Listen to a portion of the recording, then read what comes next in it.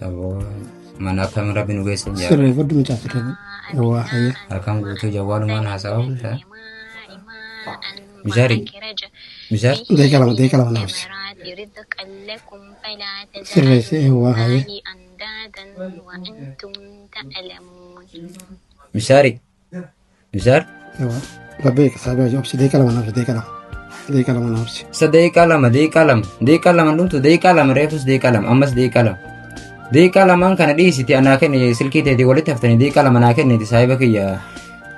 haajaafin sibira dhufeen hin deema waan ta'eef deeqa lama naa kenne jawwaalatti naa seeni waa hayya jazakumullahu khairan barakallahu fiikum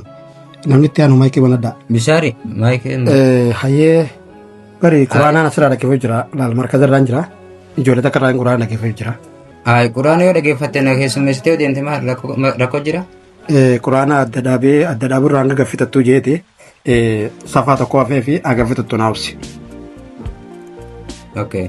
bakka safaa tokko hagati dhaggeeffatte obsuu hin danda'u yeroo kamis ergadhesh yeroo inshallah yeroo ifti qabaanuma sii dawwala yookaan asiima maali silaa wanti ati keessaa dhaggeeffattu kun itti dawwaltee kadha'u jirti quraana bar markaza ijoollee quraana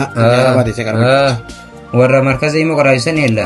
waa hin beektaa markaza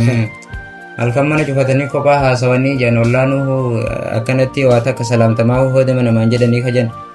ishi taate obboleessa kiyya ganaa mana keen dhufaniiti nagayatti akkana jiran ustaazanii